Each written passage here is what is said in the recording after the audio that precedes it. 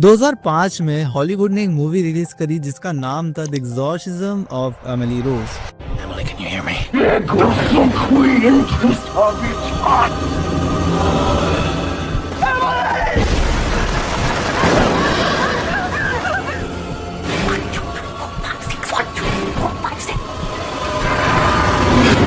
इस मूवी में एक लड़की की स्टोरी दिखाई गई है जिस पर डीमंस और स्पिरिट्स वगैरह का पोजेशन हो जाता है, जिसके बाद इस पर कंटिन्यूअसली 67 एग्जॉर्सिज्म किए जाते हैं, जिसे हम इंडिया में झाड़ फूक भी कहते हैं। ये मूवी एक रियल लड़की की स्टोरी पर बेस्ड थी जिसका नाम था एनालिस मिशेल। पर थिंग इज क्या सच में ये भूत प्रेत आत्मा होती भी है या सिर्फ कोई मेंटल या साइकोलॉजिकल प्रॉब्लम होती है जिसे हम भूत प्रेत आत्मा वगैरह से जोड़ देते हैं? ना आप मेरे क्वेश्चन का जवाब दो, क्या आप किसी भी अंधविश्वास में बिलीव करते हो? अब आप में से मैक्सिमम लोगों का आंसर होगा हम नहीं करते। बट व्हाट इफ आई से कि आपने कभी ना कभी अपनी लाइफ में बिल्ली के रास्ता काटने पर रुके होंगे, या आपके पेरेंट्स ने किसी स्पेसिफिक दिन आपको बाल काटने से मना किया होगा, या शाम को नाखून काटना या झाड़ू लगाने जैसी चीजों से भी मना किया होगा। ये कुछ ऐसी बिलीव्स है जो कहीं ना कहीं आपके ब्रेन में एक जगह बनाकर बैठे हैं और आप भी ये जानते हैं कि इन्हें फॉलो ना करने से आपका कुछ नहीं बिगड़ेगा। बट स्टिल ऐसा क्या होता है जिसके कारण हम इन्हें अनकॉन्शियसली मानने और फॉलो करने लगते हैं? क्या है इनके पीछे का साइंस, आज जानेंगे हम इस वीडियो में। सो बिना टाइम वेस्ट करे शुरू करते हैं आज का इंफॉर्मेटिव वीडियो।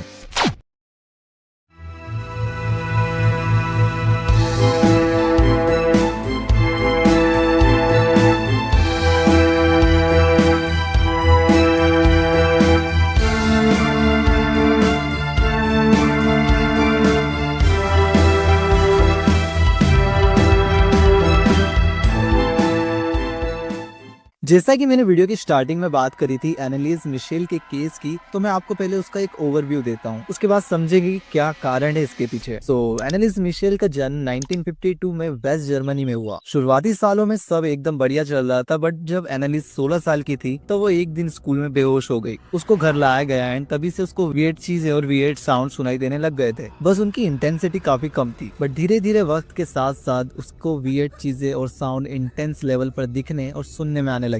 इसी को देखकर उसके पेरेंट्स एनालिस को हॉस्पिटल लेकर गए, जहां डॉक्टर को एनालिस की रिपोर्ट में कुछ भी ऐसा वेट देखने को नहीं मिला। कुछ टाइम तक चीजें फिर से बढ़िया चली, but after some time later उससे हेलुसिनेशंस होने शुरू हो गए, जिसमें उसे डेमोनिक फेसेस और क्रीपी आवाजें सुनाई देने लग गई। धीरे धीरे ये चीजें काफी वायलेंट हो गई, जिसके बाद एनालिस के पेरेंट्स ने डिसाइड किया कि वो एनालिस पर एग्जॉर्सिज्म करवाएंगे, जिसके लिए उन्होंने 2 कैथोलिक प्रीस्ट को बुलवाया, जिन्होंने 1975 से लेकर 1976 तक एनालिस पर 67 एग्जॉर्सिज्म करे, जो कि कई घंटों तक चलते थे। डेटा के हिसाब से एनालिस के ऊपर 6 लोगों की स्पिरिट्स का पोजेशन था, जिनका नाम मैं यहाँ लगा दूंगा, आप चाहें तो पढ़ सकते हैं। उसकी हालत इतनी ज्यादा खराब हो गई थी कि वो खुद का यूरिन पीने लग गई थी, इंसेक्ट्स और बर्ड्स वगैरह खाने लग गई थी और खुद को चोट तक पहुंचाने लग गई थी। रिपोर्टेड डेटा से पता चलता है कि उसका वेट एबनॉर्मली काफी कम हो गया था, जिसके कारण 23 साल की उम्र में उसकी डेथ हो गई। और ऑब्वियसली डेथ का रीजन था डिहाइड्रेशन और खाने की कमी। अब नाउ द क्वेश्चन इज, क्या सच में एनालिस पर कोई पोजेशन था या कुछ और ही कारण है इसके पीछे?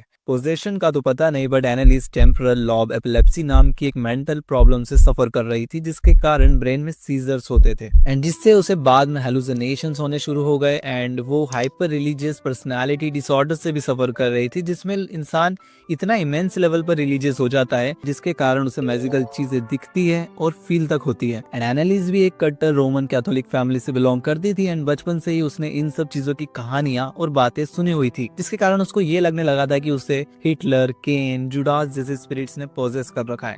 And finally in the end court में केस चला। एनालिस के पेरेंट्स के साथ साथ उन दोनों प्रीस्ट को 6 महीने की सजा हुई on the charges of negligence of treatment and homicide. Possession या आत्मा के आने के पीछे एक और बड़ा रीजन होता है, जिसे मल्टीपल पर्सनालिटी डिसऑर्डर या डिसोसिएटिव आइडेंटिटी डिसऑर्डर भी कहते हैं। I'm free.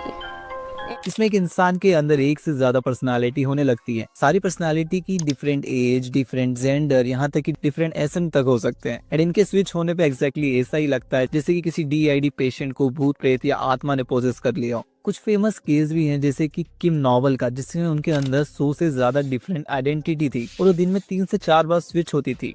Dissociative identity disorder की एक बड़ी प्रॉब्लम ये भी है कि लास्ट स्विच पर्सनालिटी ने जो भी किया होगा वो दूसरी पर्सनालिटी को याद नहीं रहता। जैसे कि एक क्रिमिनल था बिली मिलिगन।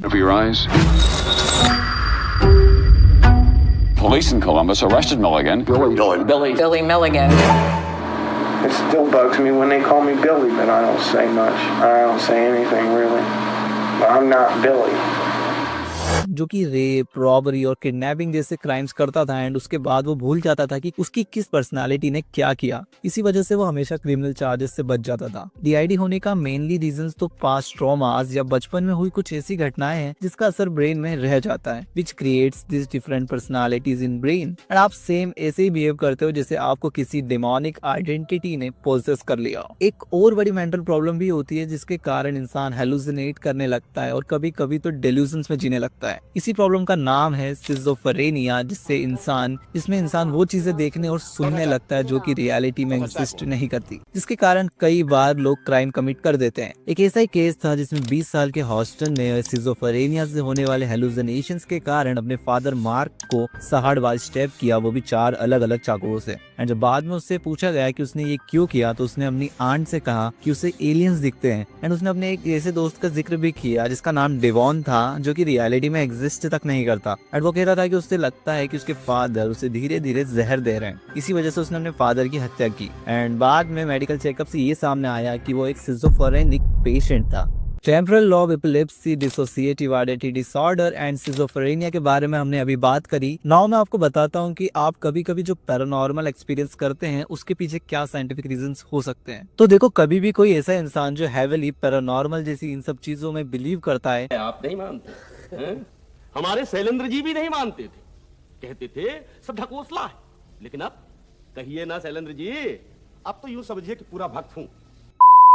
जब भी वो किसी सुनसान और काफी टाइम से बंद जगह पर जाता है तो उसका ब्रेन कॉग्निटिव बायस बिहेव करने लगता है। इन छोटी मोटी चीजों को भी भूत प्रेत वगैरह से लिंक कर देता है। फॉर एग्जांपल, लाइट्स का फ्लिकर करना, हवा से पर्दे हिलने या शैडो दिखना वगैरह वगैरह। हमारा ब्रेन ये नहीं सोचता कि लाइट फ्लिकर्स हो रही है, इसका मीनिंग वायरिंग प्रॉब्लम भी हो सकती है, बल्कि हमारा ब्रेन कॉग्निटिव बायस का यूज करके हमारे मेमोरी में से गोस्ट स्टोरीज और हॉरर मूवीज वाले सीन्स को अपनी सिचुएशन से लिंक कर देता है, जिसके कारण नॉर्मल सी मूवमेंट भी आपको डरा देती है। अब देखो, आपने कभी ना कभी ये चीज भी जरूर एक्सपीरियंस करी होगी जहाँ आपको रैंडम चीजों में कभी फेस तो कभी वियर्ड शेप नजर आने लगते हैं, लाइक विंडो के पर्दे में इंसान का फेस दिखना या सोफे पे पड़े कपड़े में अपैरिशंस दिखना। एंड हॉन्टेड प्लेस में ये फीलिंग्स एक तरह से डबल हो जाती है। एंड इसी को साइंटिफिक लैंग्वेज में पेरिएडोलिया कहते हैं। ये टर्म सिर्फ पैरानॉर्मल एक्सपीरियंस में नहीं होती, बल्कि आपको बादलों में शेप दिखना या पहाड़ों में शेप दिखने जैसी चीजों में भी पेरिएडोलिया होता है, क्योंकि हमारा ब्रेन चीजों में पैटर्न्स ढूंढता है, उन्हें कंफर्म करता है इलॉजिकल चीजों से रादर देन कि वो एक नॉर्मल चीज है। या कभी कभार आपने स्लीप पैरालिसिस भी एक्सपीरियंस किया होगा। पर्सनली मैं ये 2 बार फेस कर चुका हूँ एंड बिलीव मी, ये काफी स्कैरी होता है। जब आपकी बॉडी रैम स्लीप की स्टेट में होती है तब आपका brain most of the muscles को टर्न ऑफ कर देता है। दैट्स व्हाई आप अपनी बॉडी मूव नहीं कर पाते हो और आप कुछ बोल भी नहीं पाते। एंड इन सम केसेस लोग हेलुसिनेशंस भी करते हैं, जैसे कोई शैडो फिगर या किसी का प्रेजेंस। इससे कोई भी ब्रेन और बॉडी को फिजिकल चोट नहीं पहुंचती, बट अगर ये किसी को फ्रीक्वेंटली होता है तो इंसान सोने से डरने लगता है। एंड उस तरीके के केस में आपको डॉक्टर से मिल ही लेना चाहिए। Now let's move to the next point, superstitions. देखो, सुपरस्टिशंस में मानना या ना मानना ये कम्प्लीटली आपका पर्सनल मैटर है। मैं बस यहाँ आपको कुछ जनरल सुपरस्टिशंस की बात करूंगा और बताऊंगा उनके पीछे साइंटिफिक रीजंस क्या है। सबसे पहले, नींबू मिर्ची लगाने से बुरी नजर नहीं लगती, बट इन रियलिटी जो नींबू और मिर्ची हैं वो सिट्रस रिच होते हैं, जिसके कारण आपके घर या दुकान में इंसेक्ट्स वगैरह नहीं आते। It actually works like pesticide. Second, की रात को नाखून नहीं काटते या झाड़ू नहीं लगाते, बट इसके पीछे का कारण ये है कि पहले के टाइम में जब लाइट्स नहीं होती थी तब लोग शाम को झाड़ू लगाना या नाखून काटना अवॉइड करते थे, क्योंकि अंधेरे में कहीं कोई कीमती चीज इधर उधर ना चली जाए या नाखून काटते हुए स्किन ना कट जाए। थर्ड इज, बिल्ली का रास्ता काटने पर बुरा होगा, बट देखो इसके पीछे का कारण ये है कि पहले के टाइम में जब बिल्ली या ऐसा कोई भी छोटा मोटा जानवर आपके सामने से गुजरता था तब लोग इसलिए रुकते थे क्योंकि कहीं इनके पीछे कोई बड़ा जानवर जैसे शेर, बाघ या चीता ना आ रहा हो, just for their personal safety. But आज तो हम लोगों ने बिल्ली को बदनाम कर रखा है, स्पेशली काली बिल्ली। फोर्थ इज, सूर्य ग्रहण में बाहर नहीं निकलते, बट इसके पीछे का रीजन ये है कि सूर्य ग्रहण होता है उस टाइम सन से आने वाली सनलाइट में यूवी की रेज जो होती है वो काफी इंटेंस होती है, इसलिए उन्हें अवॉइड किया जाता है ताकि आपको कोई स्किन रिलेटेड प्रॉब्लम ना हो। एंड फिफ्थ इज, किसी भी अंतिम यात्रा से आकर नहाना। ना actual reason behind this is की जो डेड बॉडी होती है वो मरने के बाद डिकम्पोज होने लगती है और उसमें से बैक्टीरिया बाहर हवा में फैलने लगते हैं जो कि हमारी बॉडी पर आकर लग जाते हैं। That's why we prefer bath after coming from अंतिम यात्रा। और नाउ ये सब तो कुछ चुनिंदा अंधविश्वास है जो कि लोग अनकॉन्शियसली फॉलो करते हैं, बट कुछ ऐसी ऐसी भी चीजें होती है जिनमें हम बिलीव करते हैं, जैसे कोई लकी शर्ट या लकी पेन या कुछ ऐसी रिचुअल जिन्हें करने से आपको sense of control and confidence मिलता है अनसर्टन सिचुएशंस में। ये आप में और सभी जानते हैं कि सिर्फ लकी शर्ट पहनने से इंटरव्यू क्रैक नहीं होगा या लकी पेन से एग्जाम लिखने से आप पास नहीं हो जाओगे। असल में जो होता है वो आपकी मेहनत से होता है। ये सब चीजें बस आपको सेल्फ कंट्रोल और कॉन्फिडेंस दे देती है अनसर्टन सिचुएशंस में, जिससे आपके एंजाइटी लेवल कम हो जाते हैं एंड आप अच्छा परफॉर्म करते हो। जैसे कुछ एथलीट्स प्री गेम रिचुअल्स करते हैं, जैसे कि माइकल जॉर्डन उनके लकी शॉट्स पहनते हैं किसी भी गेम से पहले। एंड एक टेनिस प्लेयर है जिनका नाम है Serena Williams, specific time balls को बाउंस करती है थ्रो से पहले और एक ही सॉक्स बिना धोए पूरे टूर्नामेंट तक पहनती है। एक प्लेयर थे जो लिटरली बॉल से बात करते थे। एंड ऐसी